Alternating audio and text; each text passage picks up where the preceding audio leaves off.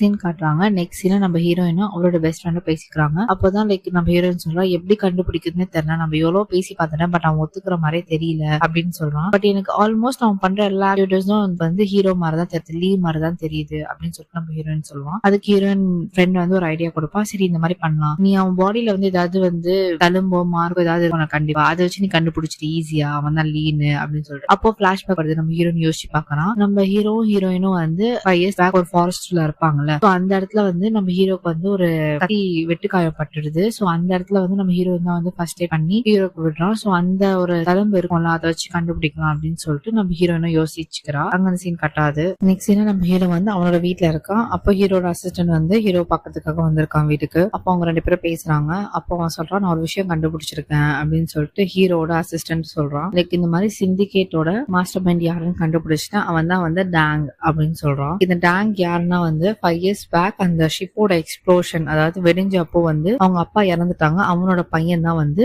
Tang, ஒரு mafia gang அப்படின்னு சொல்றான். அந்த காயின் வந்து டிரான்ஸ்மிட் பண்ணிருக்கு, லைக் சிக்னல் வந்து அதுவும் வந்து ரொம்ப ரிசீவ் எல்லாம் பண்ணல, ரொம்ப ஷார்ட்டான பல்ஸ் மட்டும் தான் அது கொடுத்துருக்கு. அப்போ நம்ம ஹீரோ சொல்றோம், வந்து ரொம்ப நாள் ஆச்சு இந்த காயின் வந்து சிக்னலை வந்து பாஸ் பண்ணி. இந்த சிப்பு வந்து லைக் ஒரு டிரான்ஸ்மிட்டர் டிவைஸ் மாதிரி. இப்போ அந்த சிப்பை வந்து ஏதாச்சும் போன்ல இன்சர்ட் பண்ணாங்கன்னா அது வந்து லொகேஷன் வந்து சிக்னல் அனுப்பிச்சிடும். அந்த சிப்பு வந்து ரிமூவ் பண்ணிட்டாங்கன்னா சிக்னல் அனுப்பாது. இதான் அதோட வந்து ப்ராசஸ் அப்படின்றான். இப்போ அவங்க 2 பேரும் கண்டுபிடிச்சிருக்காங்க. ரீசெண்டா யாரோ வந்து அந்த சிப்பை வந்து போன்ல போட்டிருக்காங்க, அது மூலியமா சிக்னல் வந்து டிரான்ஸ்பர் ஆயிருக்கு.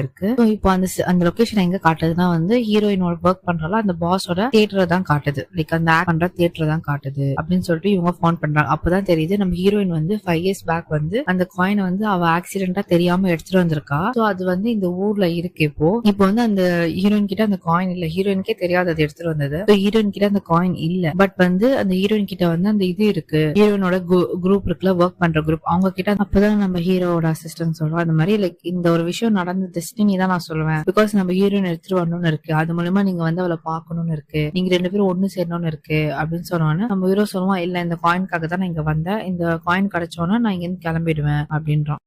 சோ ஹீரோயினுக்கு இது மூலியமா எந்த பிரச்சனையும் வரக்கூடாது, அதாவது அந்த வில்லன் மூலியமா, அந்த வில்லன் வந்து அந்த ஹீரோயின் கிட்ட தான் இருக்குன்னு தெரிஞ்சுச்சுன்னா ஹீரோயின் வந்து கொலை பண்ணி கூட அந்த காயின் எடுத்துட்டு போயிடுவான். சோ அது வந்து தெரியாம நம்ம சீக்கிரமா அந்த காயின் எடுத்துட்டு சீக்கிரமா அந்த இடத்த விட்டு கிளம்பிடணும் அப்படின்னு நம்ம ஹீரோ சொல்லுவான். இங்க அந்த சீன் காட்டாது. நெக்ஸ்ட் சீன் காட்டுறாங்க. மார்னிங் ஆயிடுது. மார்னிங் நம்ம ஹீரோ வந்து ஹீரோயினை பிக் பண்றதுக்காக வந்திருக்கான். சோ டேட்னா என்னது, பிளைண்ட் டேட், அப்புறமா வந்து டேட்டா போவாங்க. சோ அந்த மாதிரி இது 3rd டே டேட்டுக்கு போலாம் அப்படின்னு சொல்லிட்டு கூப்பிட்டுருப்பான். நம்ம வந்து நம்ம ஹீரோ வந்து ஒரு பொண்ணோட வந்திருப்பான். நம்ம ஹீரோயின் பார்த்துட்டு